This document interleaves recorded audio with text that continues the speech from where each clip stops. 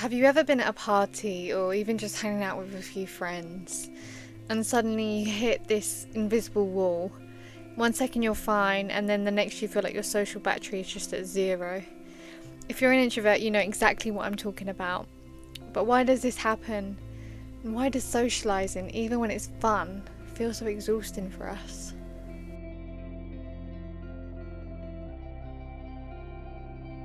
Hey introverts, welcome back. I am on my second YouTube video, which is really weird for me. Really weird, and I still can't get over that I'm doing this and I feel still weird, still uncomfortable. I still feel this is completely out of my comfort zone, but hey ho, we are here, we are getting to know each other, which is the main thing. Welcome to my channel. It's a place for all introverts to learn about themselves and embrace who they are. And today we're going to dive into the number one reason why socializing drains us and why it drains us so much. And spoiler alert, it's not because we hate people. So grab a cozy drink, put on your comfiest hoodie, and let's get into it.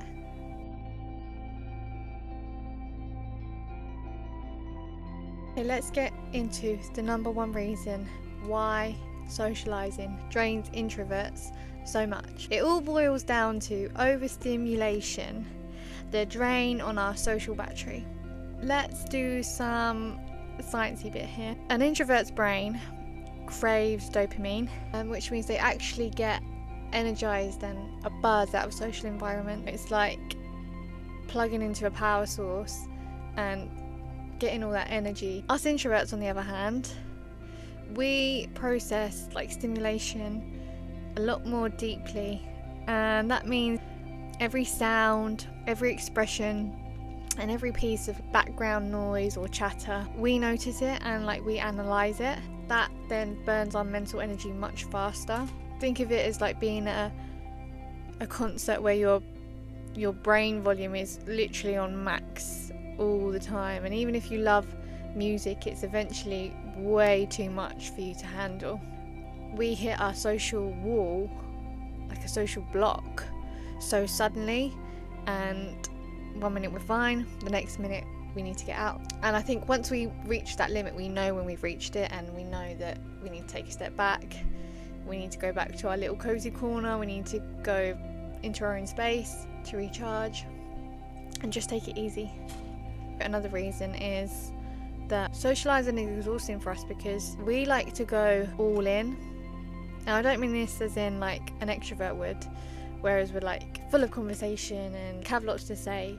We actually want the deeper, more meaningful stuff. Small talk is what drains introverts because to us it's conversation that isn't meaningful and it's sort of throwaway comments. How do you do? That drains our energy more than a full-blown deep conversation would.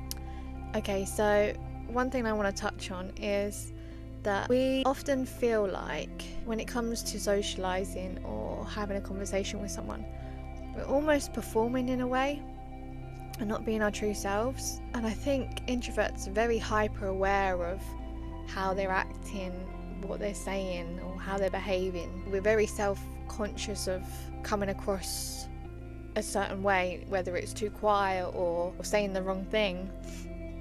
And I think that can be very draining and exhausting for us. The constant self-monitoring is draining your battery, and while an extrovert can talk and talk and talk, they don't necessarily overthink every word, whereas we do. For us introverts, solitude is where we recharge, and if we're constantly surrounded by noise and people and too much going on, that's a lot for us. We spend our energy by being around other people, whereas extroverts, they gain energy from people. And neither is better or worse. I think it's just for us, we need that time to recharge. We need that time to be alone, because that's then how we can go out and socialize again. That's how we can feel ready to talk with people. I think it's just so important that we take the time to recharge our energy. The last thing I wanted to say was social environments typically feel like they're not made for us. A lot of places are designed for extroverts, very loud, very crowded, or lots of things going on, lots of people there. And that doesn't mean that we can't enjoy them, because quite a lot of the times we can. We thrive in much calmer environments where you can have one-on-one conversations rather than be in a group with so many people talking at once, and it just like overloading our brains with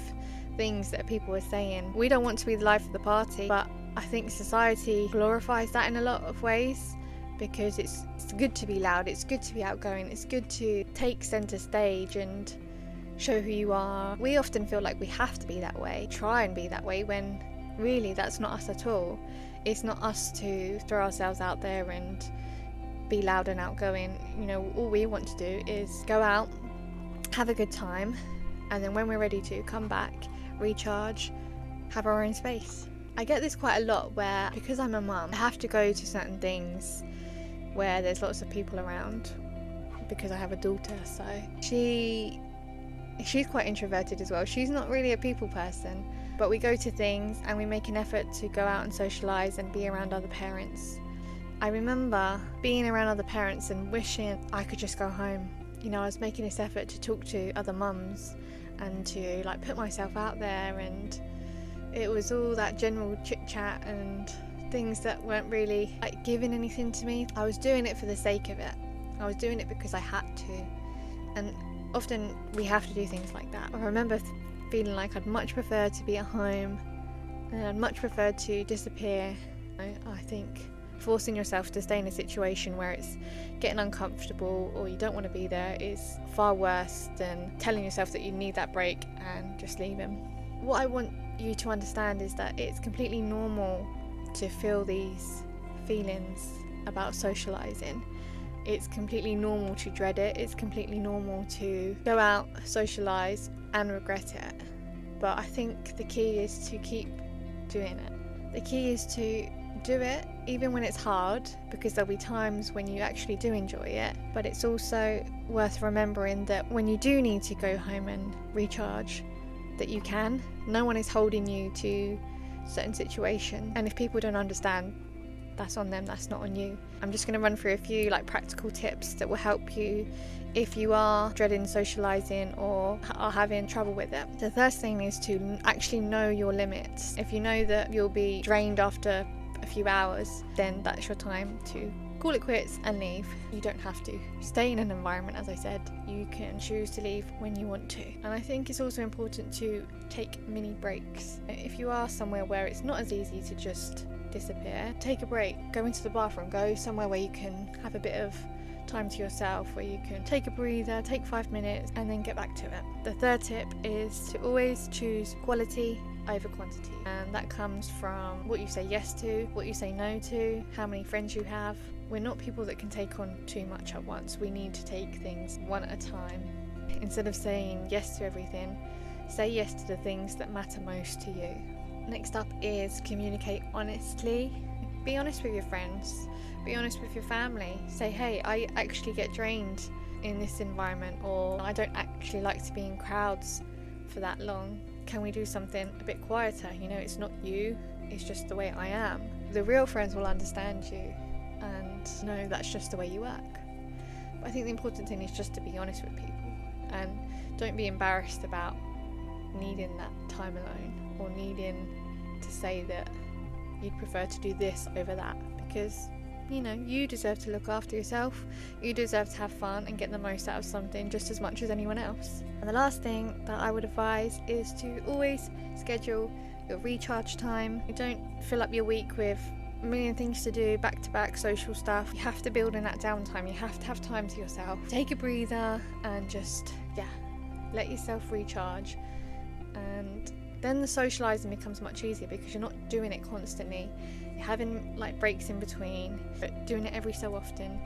And you're also doing it on your own terms. Like when you schedule in time for yourself and then have the opportunity to say yes to certain things that you want to do, that's all on your own terms. You're deciding when's the best time for you to go out and enjoy yourself and to be around people, and then when's the best time to be alone at home and just enjoying your own space. So now you know that overstimulation is the number one reason why socialising is so draining for you. You can start to think about what overstimulates you and how to then deal with that in the best way possible. I think the important thing is to not to overload yourself with pressure. The number one reason why we get overstimulated is because we're putting pressure on ourselves, or we're forcing ourselves to do things that we don't necessarily want to do, and then we get overwhelmed. Figure out why you're getting overstimulated, and if you are getting overstimulated, you can do things about it. You can take more time to recharge. You can process things better by talking to people and letting people know that, hold on, actually this isn't my sort of thing. But yeah, I hope you enjoyed this video, and if it resonated with you, please drop a comment. I'd love to hear if you've got any socialising stories, anything like that. Just please drop it in the comments, and if you found this helpful, please hit that like button and subscribe and share it with a fellow introvert. And thanks for hanging out with me. Now it's time to go recharge. I'll catch you in the next video, and always be your wonderful introverted self.